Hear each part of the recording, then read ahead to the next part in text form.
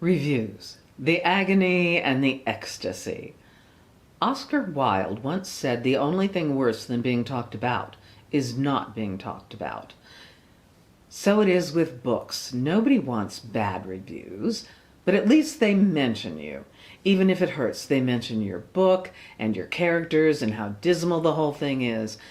And some people are so interested in bad reviews, they'll buy a book to see if the reviews could possibly be true. People are funny that way. Hello and welcome back to The Writing Journey. I'm Ellen Byerrum, a mystery writer, playwright, and former Washington, D.C. reporter. In these videos, I comment on various book aspects, sometimes current events, sometimes gossip. If that sounds good to you, please give this a like and comment, because the algorithm is a hungry beast that will hide videos if you don't tickle it frequently. Today I am talking about book reviews, and here's a truism about human nature and reviews. You can have 50 great reviews and one bad one, and which one do you remember? Of course, it's the bad one that questioned your ability to write and think, and if you even should be allowed near a computer. Some writers insist they never read their reviews, or they have someone vet their reviews and only send on the good ones. La-dee-da. I was a reporter, and I really have to know what they say. And the more seasoned I become, the funnier I think some of the bad ones are. I know you'd rather hear about the agony of reviews first. So without further ado, let me tell you about this one for one of my crime of fashion mysteries. Quote, "This is the worst book I have ever read." My reaction was, "Is this the only book you've ever read? In which case, it would also be the best book you ever read. How many books have you read? Seriously, how could mine be the worst, the absolute worst? Did you love everything you had to read in school?" My first 9 books were published by a major traditional publisher, Penguin Putnam. So the mind boggles. Could I be number 1 of the worst? Well, praise where praise is due. Some people don't like my characters' names. All I can say is that my characters pretty much arrive in my brain with their own names. I can't write without the character names. Have you ever read Dickens? There are some serious names. Martin Chuzzlewit, Anne Chickenstalker, the ever-popular Fezziwig. I used to keep a list of fun names when I worked as a reporter.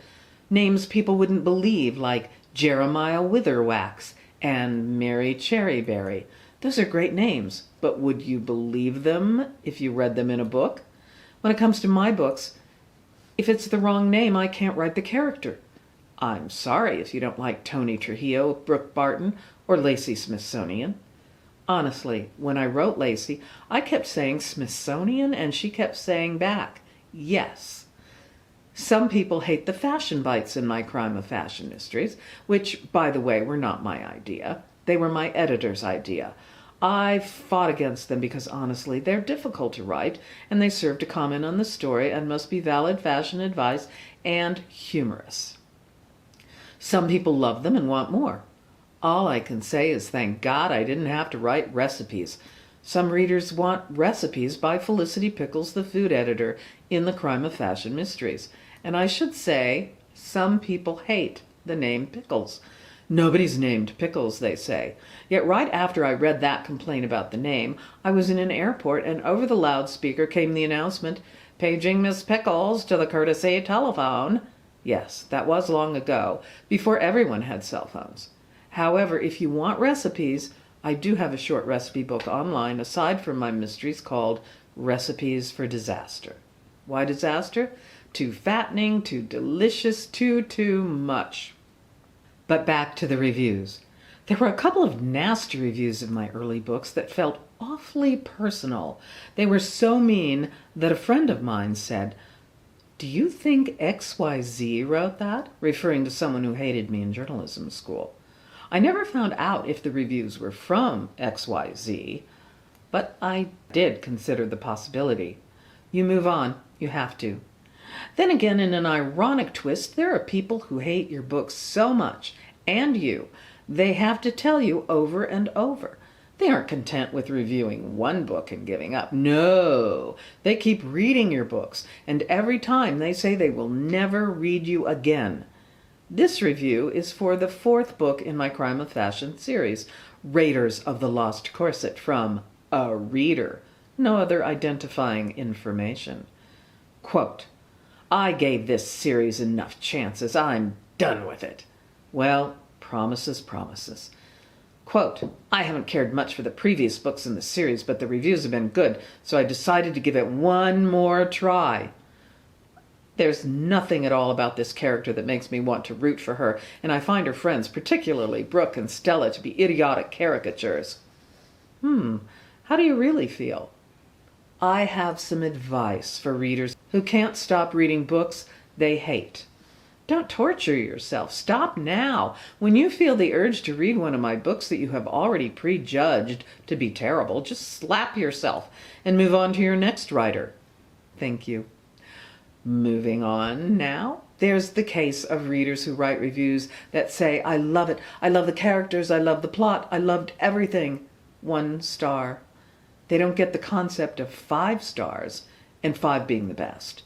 There's very little you can do about it, except to know that every other writer has experienced the wrong way 1-star rating. But then there is the ecstasy of a wonderfully written review praising your work. It may not change your life, but it does make you feel better. You might even want to write another book after it. This lovely take is for my latest book, These Crooked Things. The mystery is twisty and puzzling, set against the background of Depression-era New York.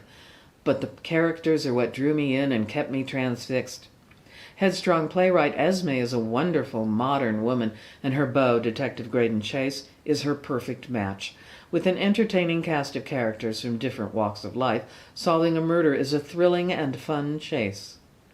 Feel free to chase down a copy of my book in ebook and trade paperback, and know that reviews are just part of the writing game. They can hurt and they can make you feel better. You can laugh at the really bad ones. I hope you enjoyed my take on the subject, and I'll see you next time. Bye.